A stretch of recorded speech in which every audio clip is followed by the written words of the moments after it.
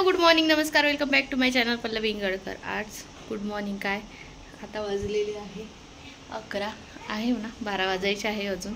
तर छान माझी मस्त आंघोळ वगैरे झालेली आहे. हेअर वॉश केलं मी आज आणि इथे मी चिवडा करणार म्हणून इथे वाव टाकलेला आहे. पोहे, कांदा, मिरची. तर चिवडाची रेसिपी जी आहे ते जमलंच तर शेअर करणार मी. आणि घरातले कामं वगैरे सर्व झालेले आहे. आता आम्ही आज झाडांना कांद्याचा जो हे असते कांद्याचं पाणी जे सडवून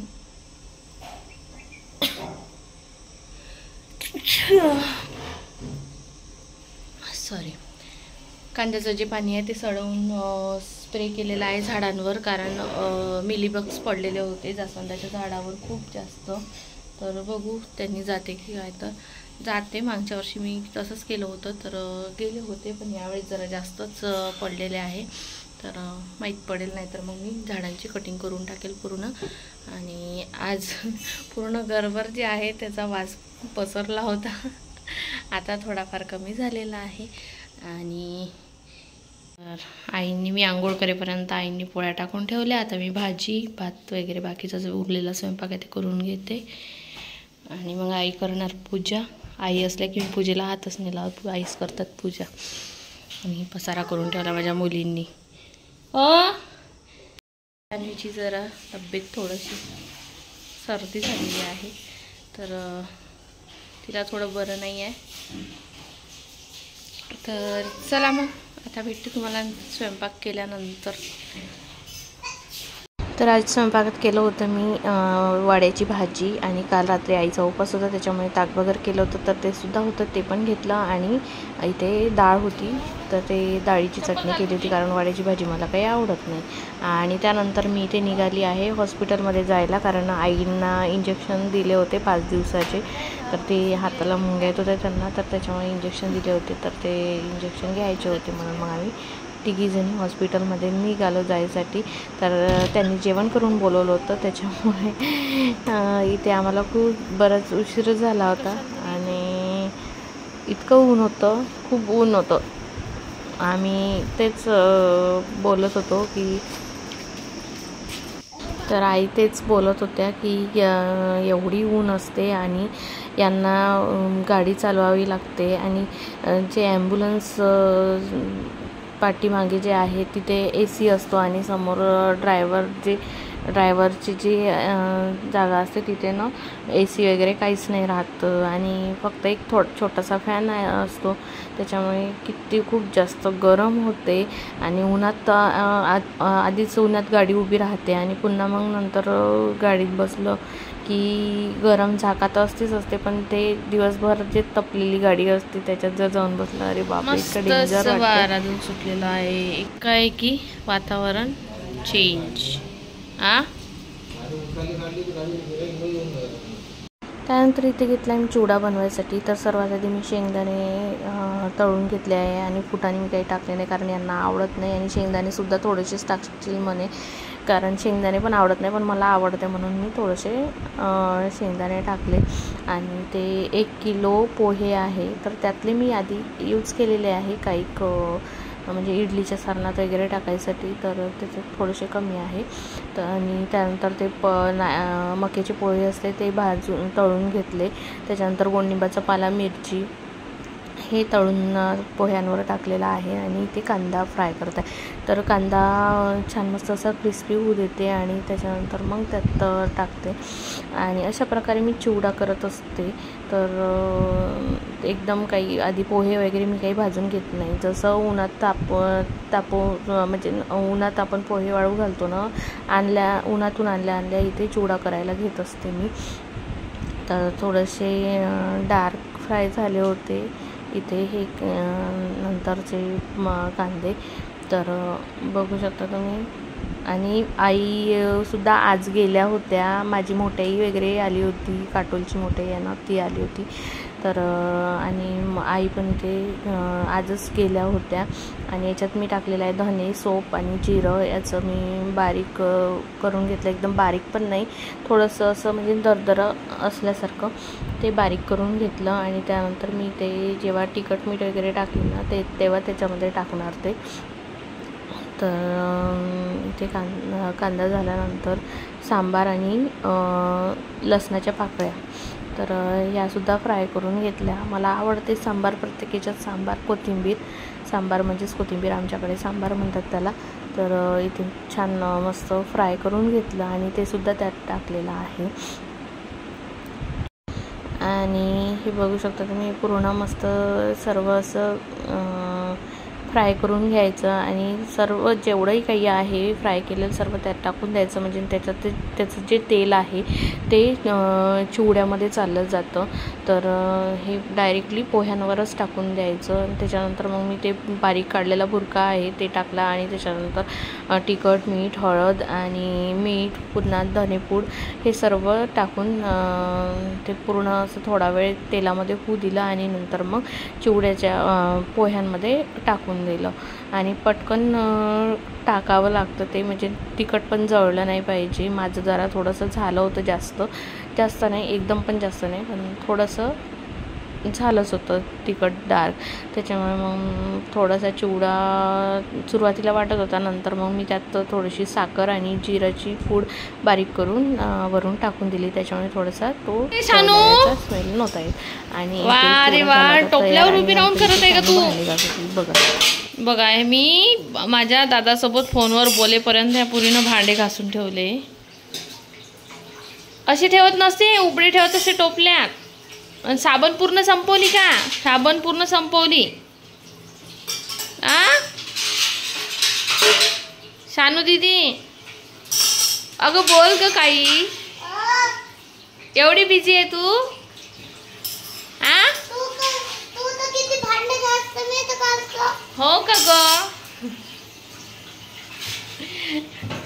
किती एवढी मोठी झाली का ग माझी बाई, कामं करत आहे. आ सोनू ते राहू दे, टोपलं तुला उचलत नाही ते मी करते, राहू दे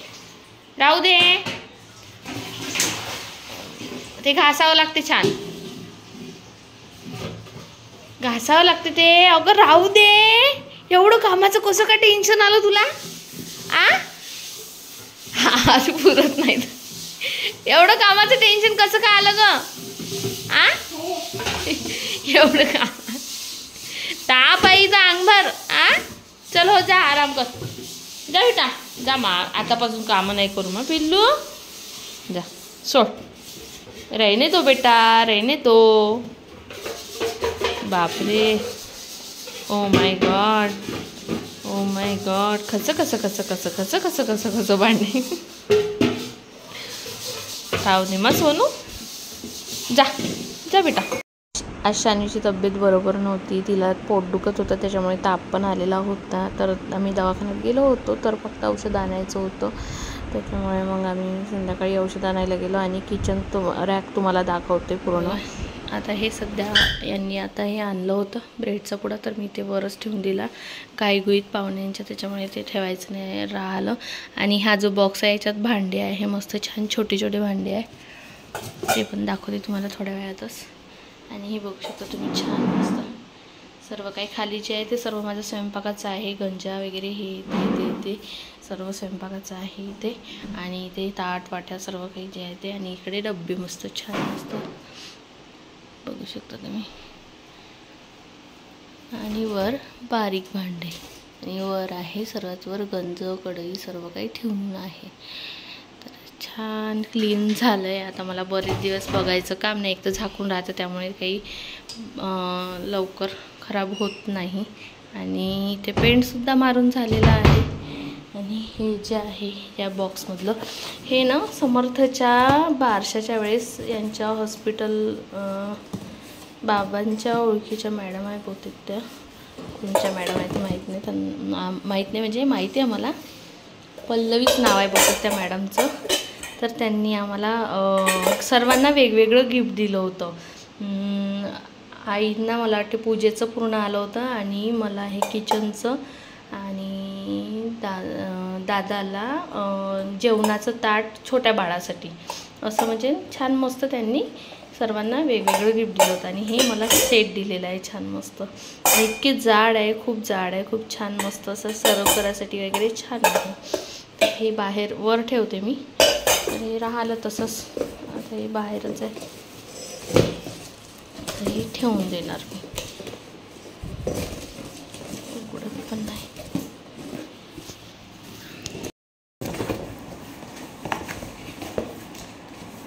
आणि खूप भारी आहे, खूप जड आहे, जाड आहे ना, छान मस्त.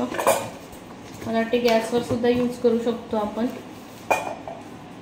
या पाठीमध्ये ठेवते या डब्यांच्या मागे, त्याच्यामुळे ते राहूनच गेलं.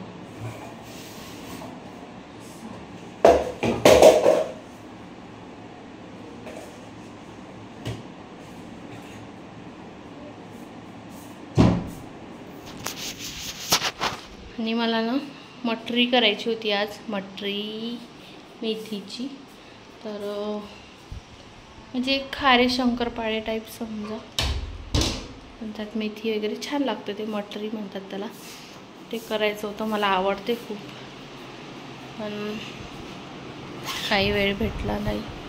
आता बाहेर मस्त हवा चालू आहे, बाहेर मस्त हवा चालू आहे आणि हे सुद्धा बाहेर बसलेले आहे. तर मी जाते बाहेर बसायसाठी, स्वयंपाकाचं टेन्शन नाही आहे. चलते पिल्लू बाहेर.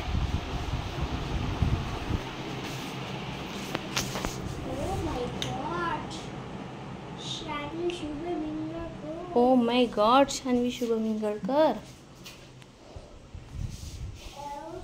अहो जायचं नाही बाहेर औषध आणण्यासाठी? चालता? चला ना, चला, तिकडून आल्यावर बसनच राहते. औषध द्या लागन ना, तुला कोर्स दिलेला आहे ना. मस्त हवा सुटलेली आहे, थंडीगार, मस्त छान वाटत आहे. दिवसभराच्या उन्हानंतर छान थंडीगार हवा सुटली. आता बसायचं म्हटलं, पण मला जायचं आहे थोडं बाहेर मेडिकलमध्ये.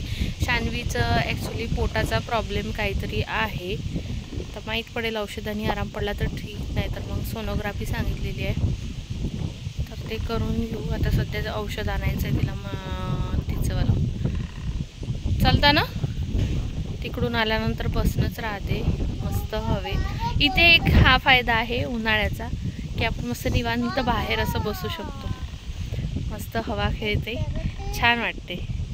पावसाळ्यात भीती आहे. पावसाळ्यात घरातून बाहेर निघायची इच्छा नाही होत. इथे सुद्धा पाणी साचलेलं राहते बाहेर खाली. चला मग बाहेर. तर इथे औषध वगैरे घेतला आणि आम्ही इथे निघालो घरी जायसाठी. तर यांना म्हटलं मला आज काही करमून नाही राहिलं, घरी कोणीच नाही आहे आणि आईसुद्धा गेल्या होत्या. आई पण नाही थांबल्या, कारण आईंना भरपूर अशी कामं होती तिकडे पण, त्याच्यामुळे मग आई गेल्या. तर मी म्हटलं यांना चला आपण इकडून थोडासा एक राऊंड मारून येऊ. आणि इथे सुद्धा लाईट गेलेली होती, त्याच्यामुळे तिकडे पण सुनं वाटत होतं सर्व. तर असा गेला माझा आजचा दिवस. तर आजचा तुम्हाला व्लॉग तुम्हाला कसा वाटला कसा नाही कमेंट्स करून नक्कीच सांगा. आणि चॅनलला लाईक करा, शेअर करा आणि सबस्क्राईब करायला विसरू नका. भेटू उद्या नवीन एका छानशा व्हिडिओमध्ये. तोपर्यंत बाय बाय.